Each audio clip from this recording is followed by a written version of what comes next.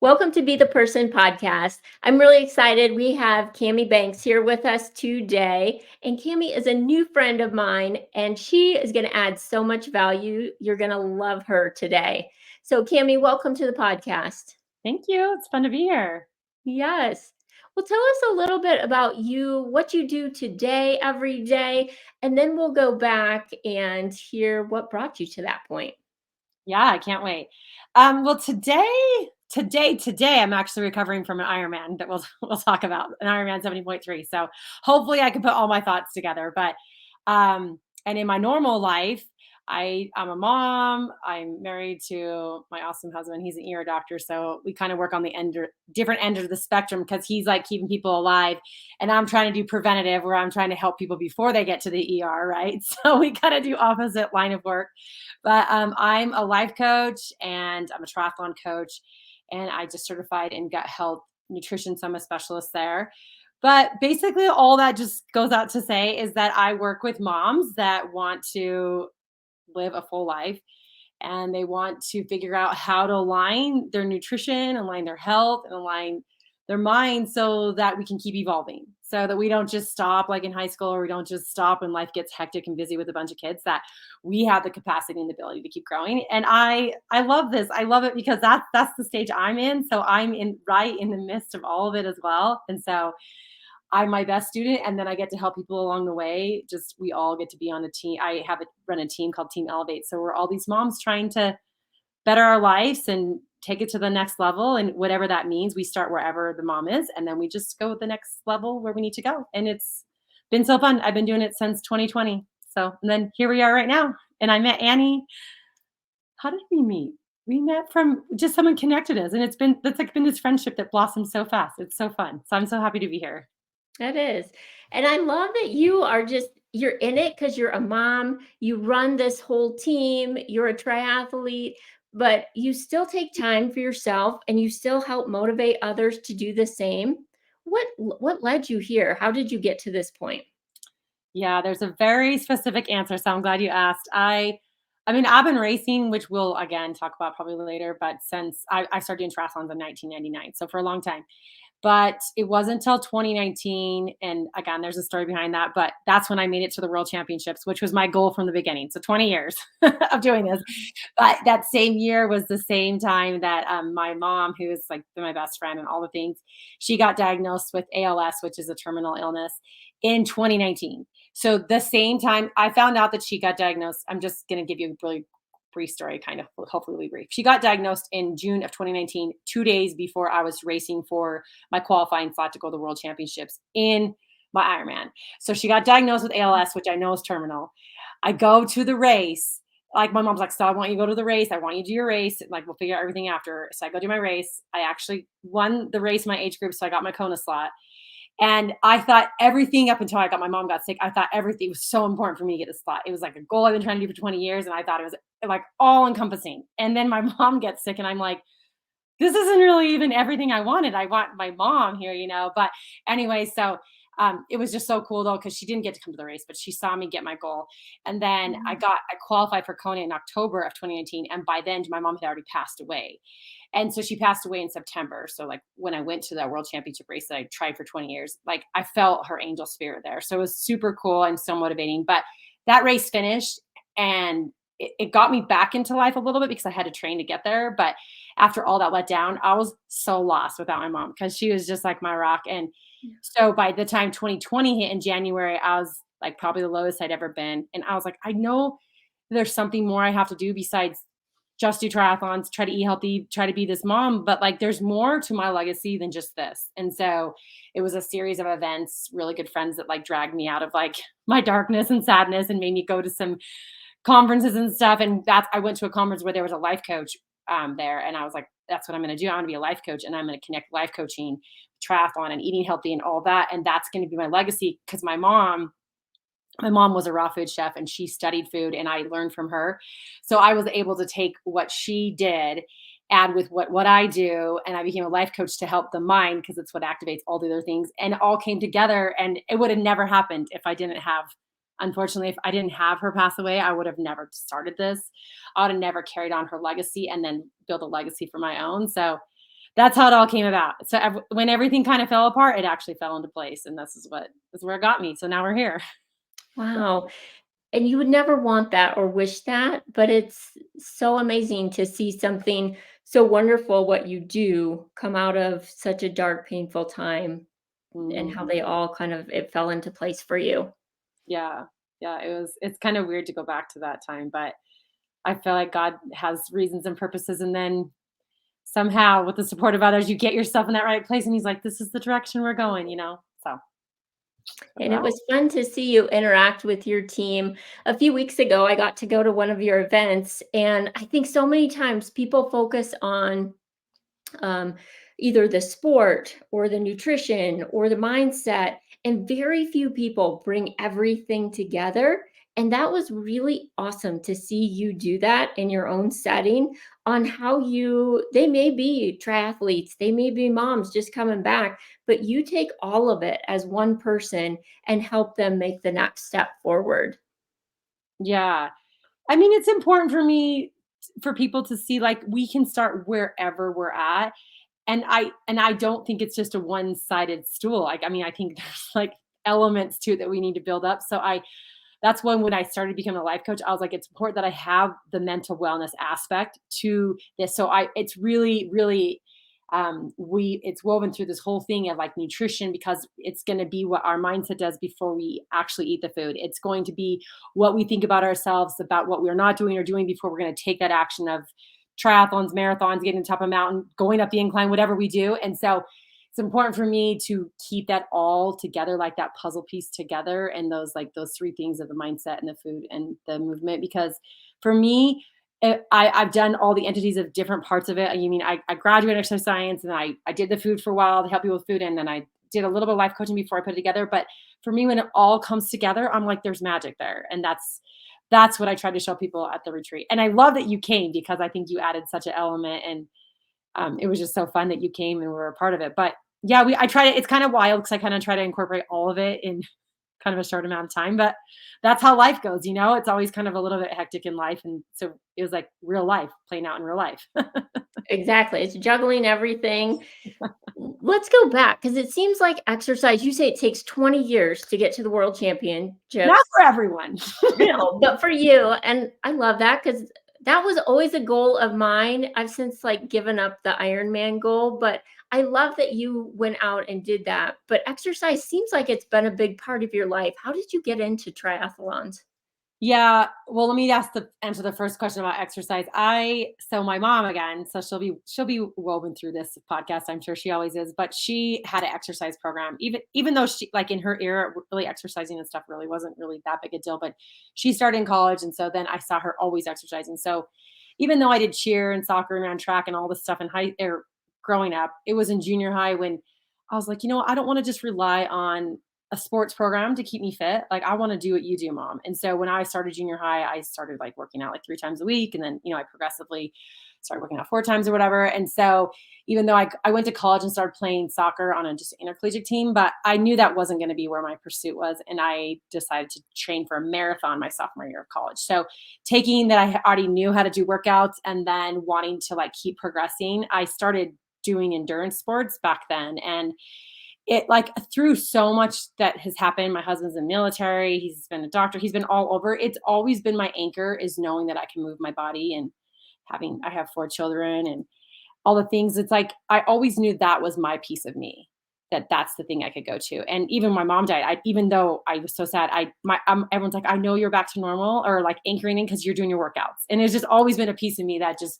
keeps me back, like keeps me be true to me. And so yeah, so it's a part of my life. I started in triathlons when I read an article back in 1999. It just said it's a good way to be fit, and someone had gone to the world championship. I'm like, that'd be so awesome to do. I literally didn't even swim or really bike, and that's why I think it might have taken me 20 years.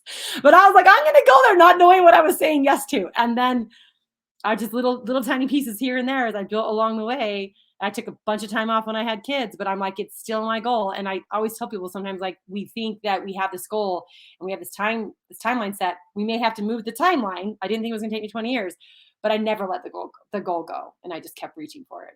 So it's kind of how it all came together. That's so awesome. Well, I know most people listening probably know what an Ironman is, but just fill us in for what does that encompass?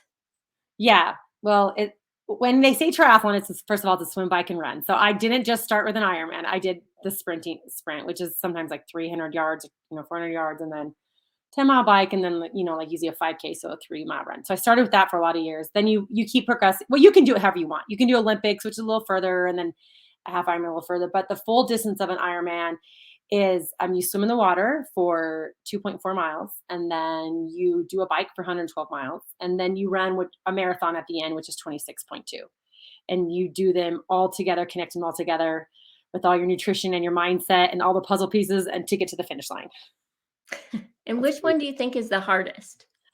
It's changed throughout the years, unfortunately, because running has always been my passion. I started with marathons and then it led me to triathlons. But um, I still love running the most because I feel like I connect with my mom now when I'm running. I connect with God and stuff. I just feel like that's my time. I can connect with that. But probably biking is where I've gotten the strongest, and it's where you can make the most amount of time up on the bike.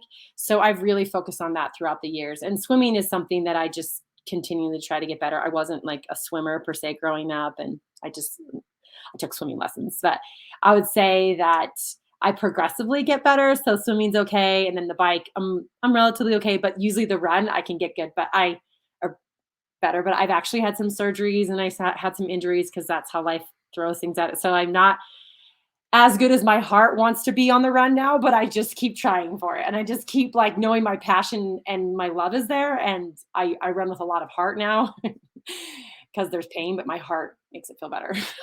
Yes. That's great. That is a long time to be out there by yourself. What I'm sure mental toughness comes in. Tell us a little bit about that. Yeah, it's so interesting because when I was racing, for a lot of years, I didn't have life coaching or I didn't really know how powerful what we think and how we feel, how that really generates our action. So I was just doing the best that I could. And you really do learn how to do that as a triathlete because you see if you start getting frustrated, when you're racing. I remember in 2018 before I was trying to get my slot and I didn't get it at this race. It was an Ironman Maryland. And I remember just I sat down. I didn't get my slot, and I sat down on a bench after it was on the pier. And I sat there. I'm like, I'm quitting. I'm not doing this anymore.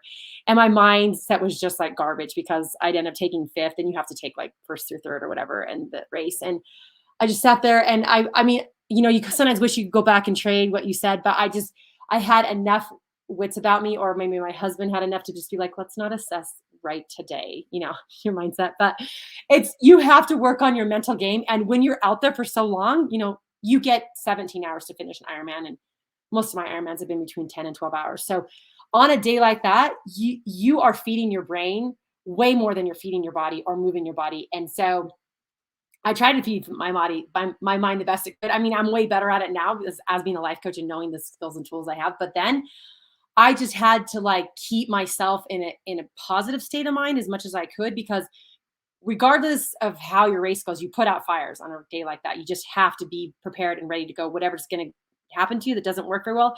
If you're in a more of a down kind of mindset, everything seems harder.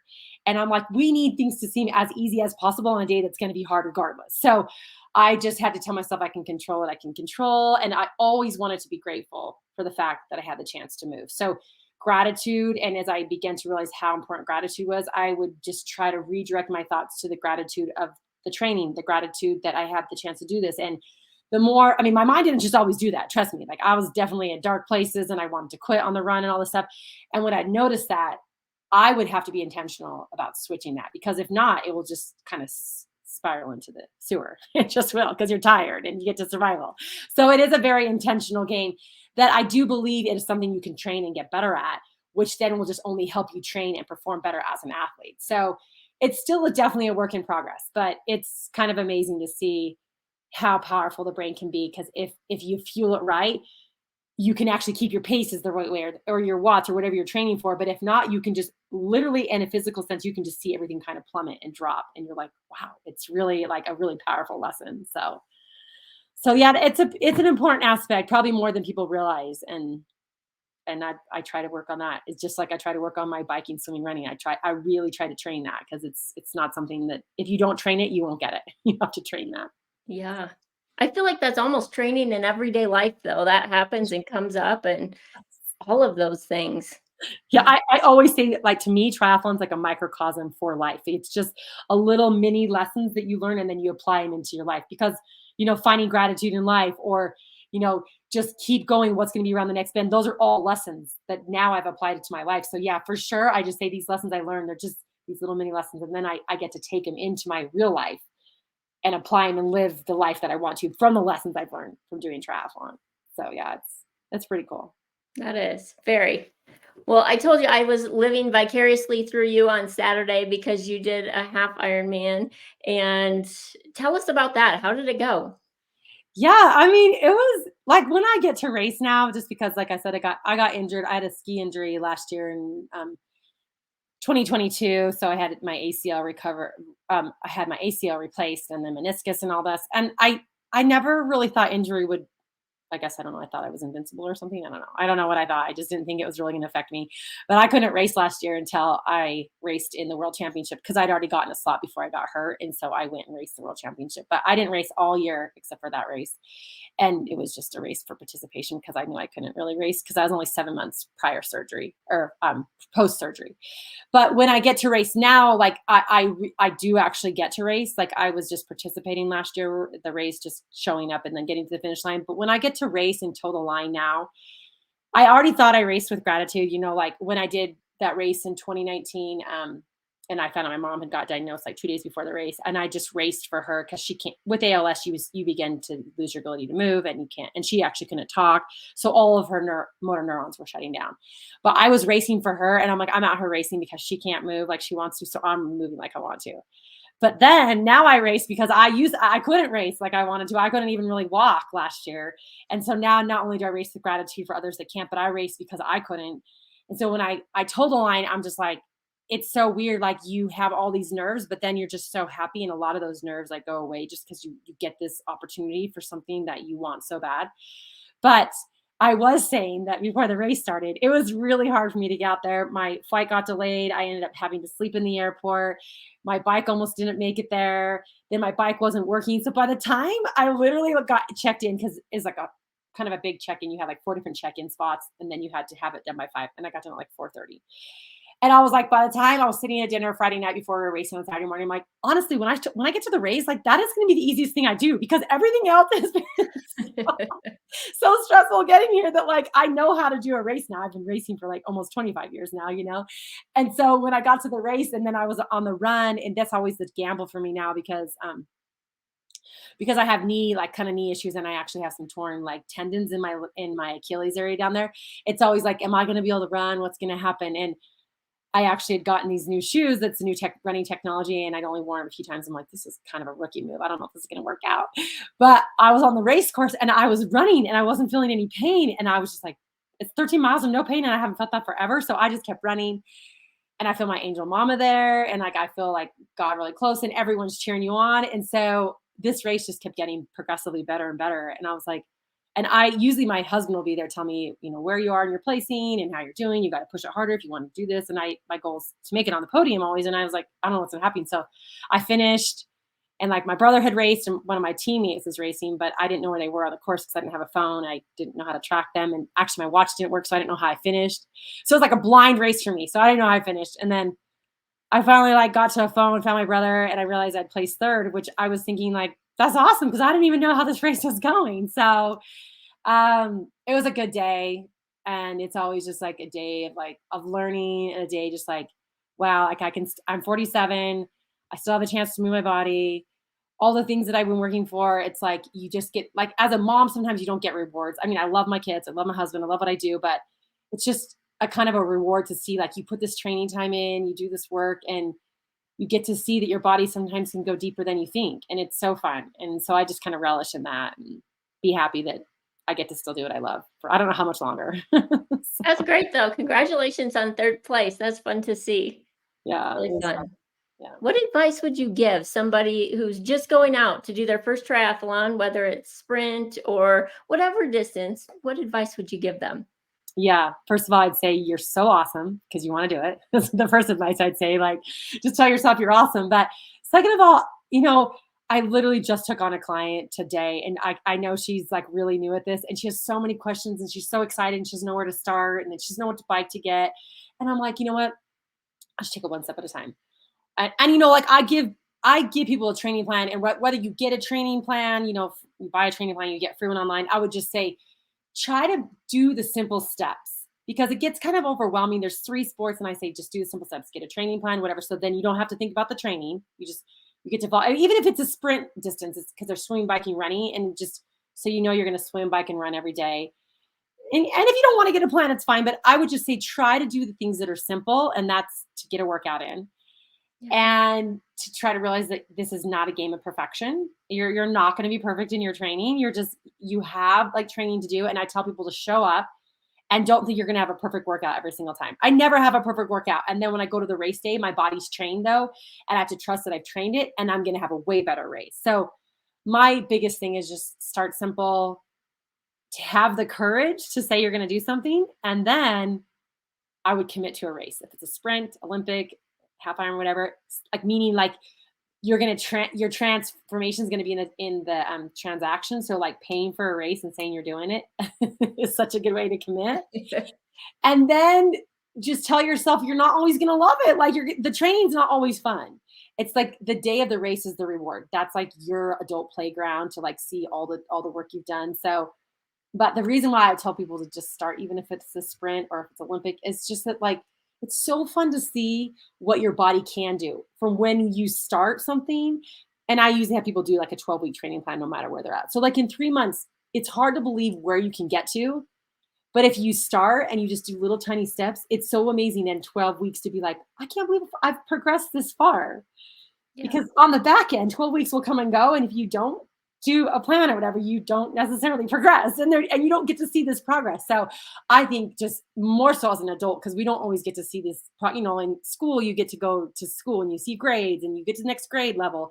But as an adult, sometimes you don't just get to see this progress. And it's just kind of fun to have this tangible progress. And it's nice to have a goal. I think it gives our mind something to do. It gives us direction.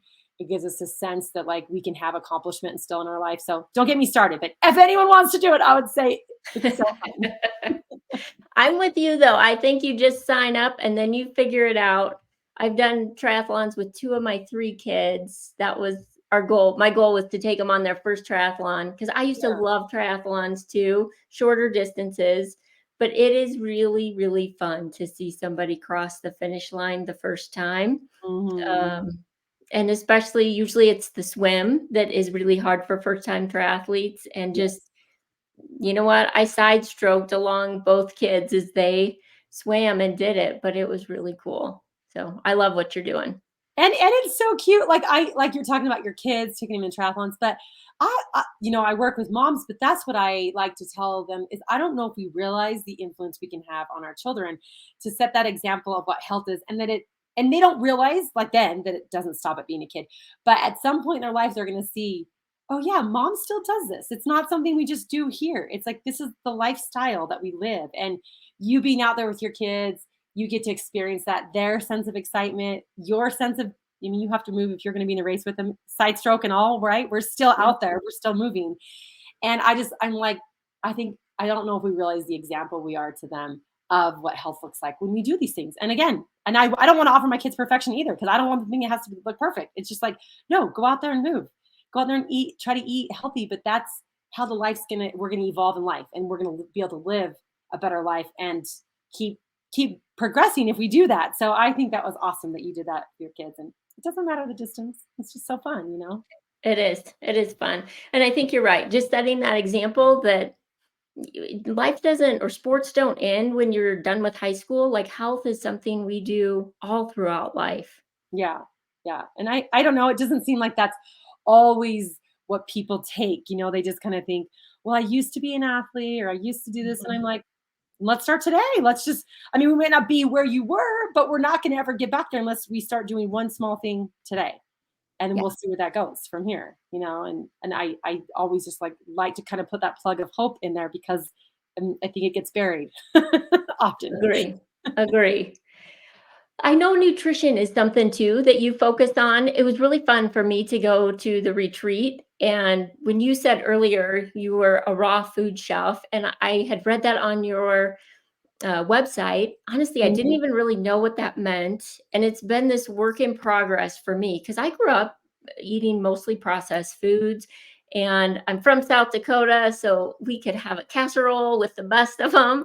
And it's been this process to transition to eat clean. And I'm not perfect yet either. But mhm. how did you get into that? And tell us a little bit about your nutrition and what you do today.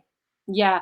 So, my mom was a raw food chef, so I actually didn't ever certify as raw food chef. I just worked underneath her, so I learned. But just to go back a little bit on that, what that is, and then where it got me today is that she didn't really know about raw food, but she had to figure it out because she had this surgery that she couldn't really eat food unless it was like very clean, very pure food. So she figured that out, which then she paid it forward and taught people. But raw food is just basically your fruits, vegetables, nuts, seeds. Um, I guess it's kind of at like fats, avocados, oils like that, and you don't cook any of it. So it's all non-processed, non-cooked. So she did that, and I did it for a few years, but it was just not exactly what I needed in my life. And so I do eat whole food and I'm plant-based.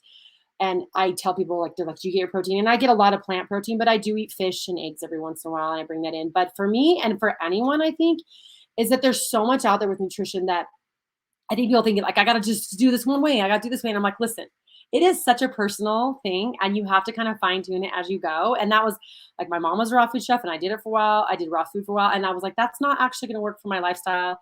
So then I figured out how to be plant based. I cook my food. Sometimes I bring fish in, sometimes I bring eggs in, and everyone in my family eats meat. So then I always prepare meat for them.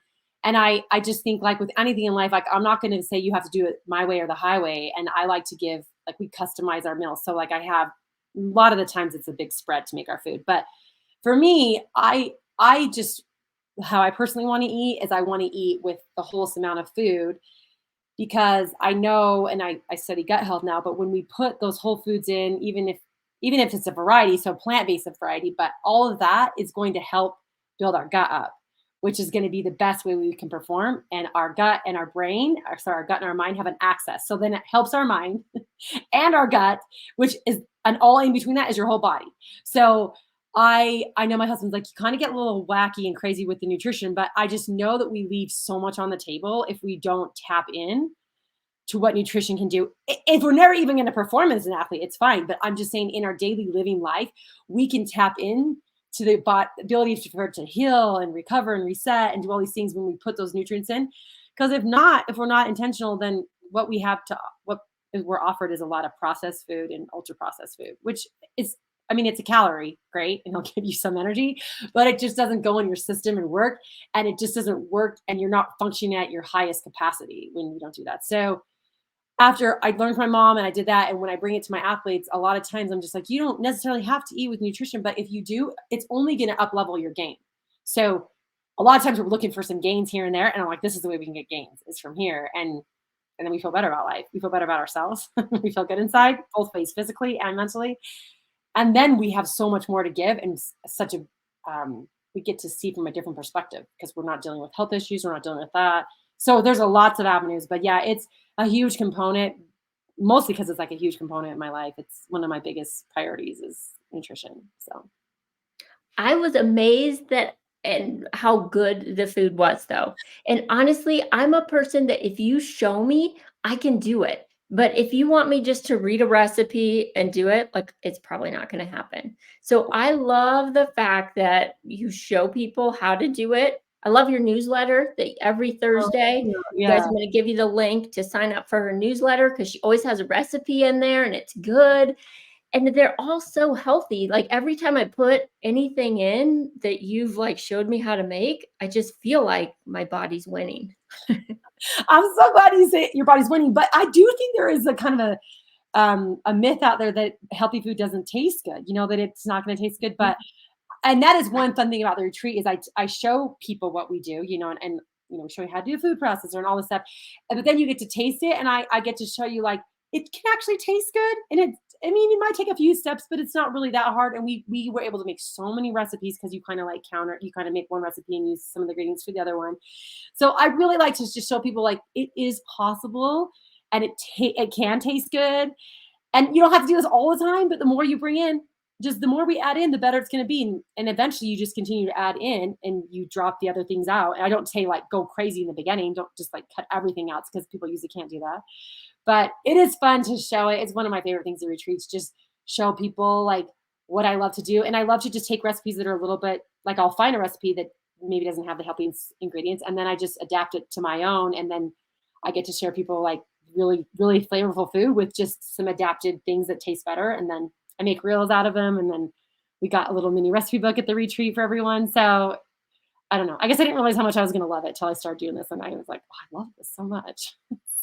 I do too. And I also really appreciate that day. There was questions and you were taking interaction and you're like, "Okay, where are you at?" And somebody answered like, "I'm at the bag salad level of like I can do a bag salad." And then you're like, "Okay, where can we go from here?" And you just take people from where they're at instead of having this huge expectation that you have to be all or nothing.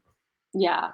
Yeah, I'm really not into the all or nothing mentality because I it's just so black and white, and I'm like, we're actually not black and white people. We really are in the gray, and so, yeah, I remember she said, "Where do I go from a bag salad?" I'm like, "Let's go bag salad," and then, I always tell people like, do a batch of quinoa or, have some beans sitting there or have some almonds or whatever. All we would do is if you add one thing to that, you're already making progress, right? And a bag salad to start with is great. So if you're not even in a bag salad, if you're at McDonald's, right, and then you go to bag salad, that's your step right there is a bag salad, right? So I'm like, let's just start.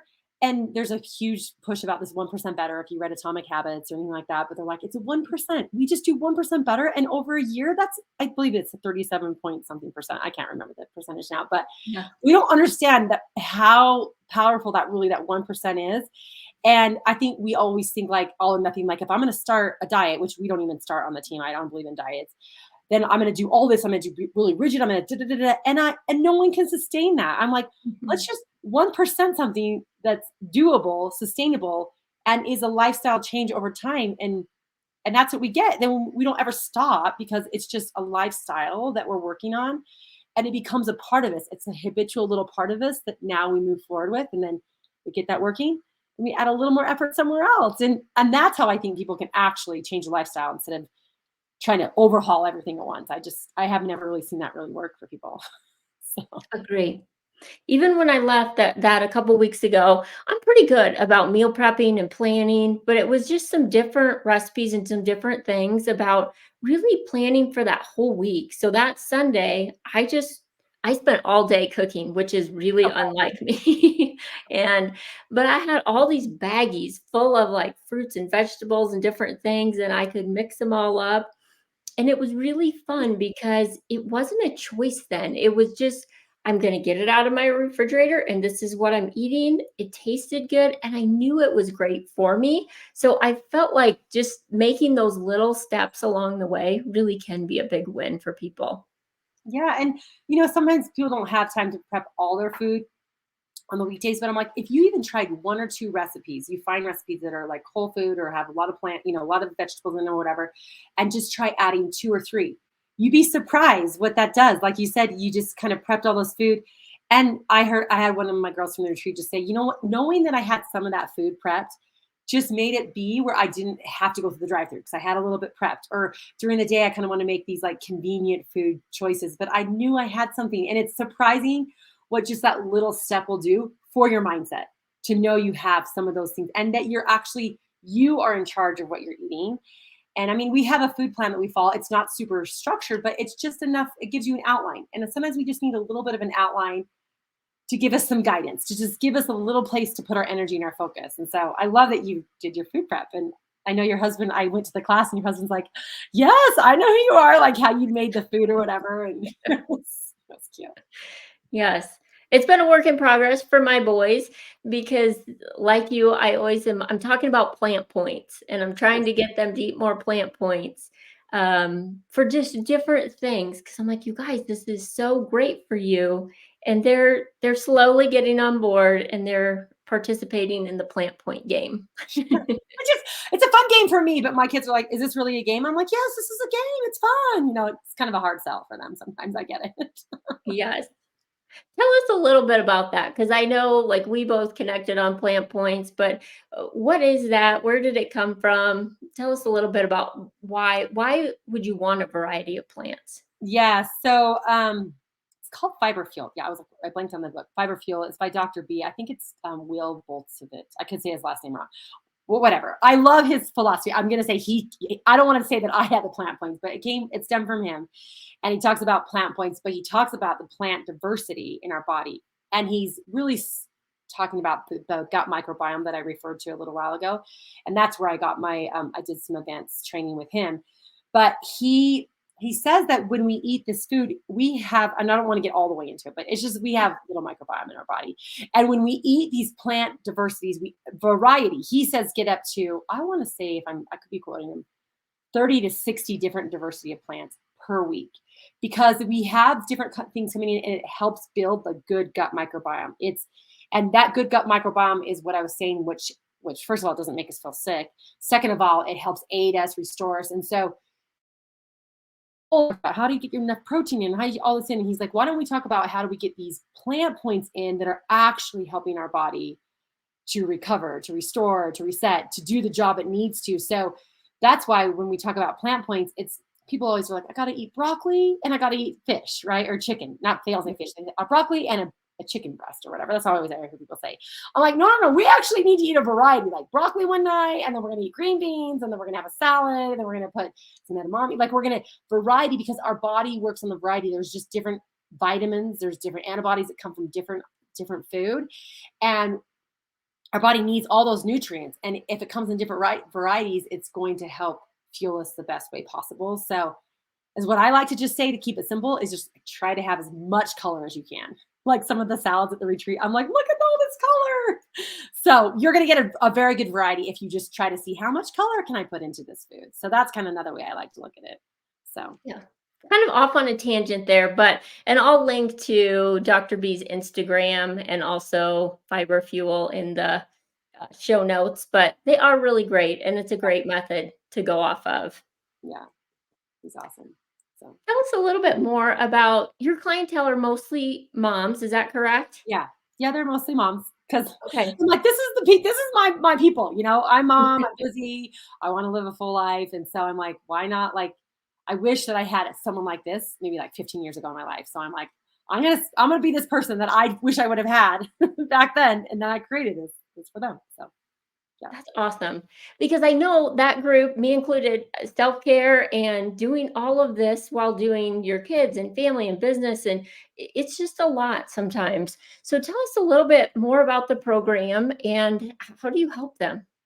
Yeah. So like I said, I wish that I had this, so then I was like, I better create this. And then all the backstory, you'll know the whole story now. But I just think so many times I see moms that are just, we're in the hustle and the bustle and we got to get the kids here and then we got to get our business run. And by the end of the day, we're so exhausted that we've given all of it to the job or to the kids and we're just too tired to take care of ourselves. And I know a lot of times it looks like it's a pretty package. It's really selfless to do this, but um, and they say it's kind of selfish if we take care of ourselves. I hear this idea buzzing around, but I'm like, I really don't believe it's selfish. I'm like, I really believe when we take care of ourselves, we, not be perfect in any area. I'm not even saying that. We try to get some plant points. We try to get color in our food.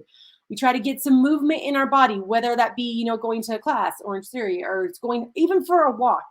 Those kind of things, our body wants those in our life. Our body feels good when that happens. And we work on work on our mindset. Like when we start thinking, I'm too busy to do all this, we have to kind of retrain. Like, if I take care of myself, I actually feel good. And then I can show up for the people in my life that I love the most, the relationship that matter the most, and give them real, genuine, like love, not resentment or not so frustrated because I'm so tired. We get to come with an alive energy that whether you believe it or not, I believe people around us know if we have a live energy. And if it's a very dead, resentful energy, I mean, we try to kid ourselves that we're just like, burning out and they don't know, or we're trying to do all this stuff behind the scenes and we're like dying on the side. I'm like, they sense that. And so I'm like, I want to help moms know that like, it could be, effort is involved, but I like to have them see it with a little more simplicity, a little more ease.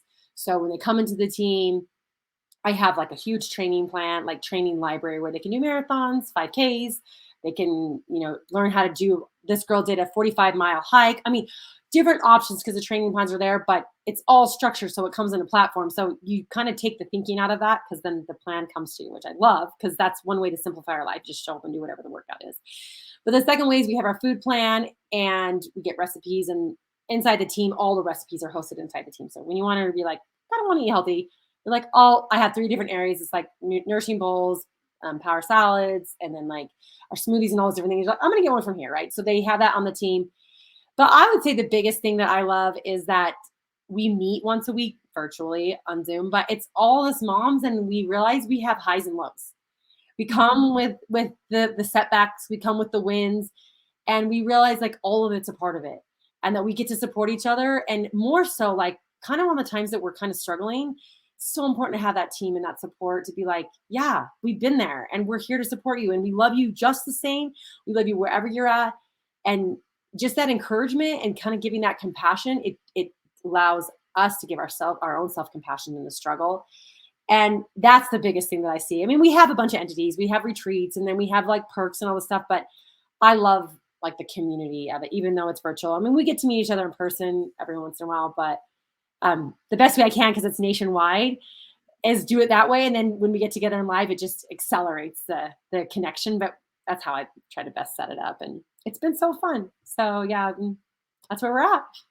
I love that because I feel like it's really authentic that you don't have to show up and be somebody that you're not. If you're having a bad day or struggling, you can just show up and be that person.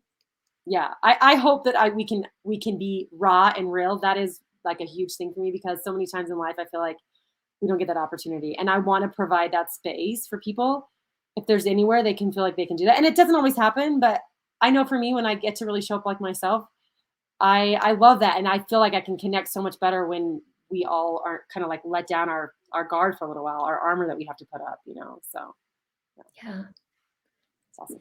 I told you this story a little while ago, and then it was on the podcast last week of really being providing hope for people. And so, what would be the person that you would want to provide hope for? You know, I go back to like some really like hopeless times in my life where I was just, you just feel like I'm not strong enough. I can't do this. Like I'm not good enough. Those are always like the basic fears when we get down to the really root of it.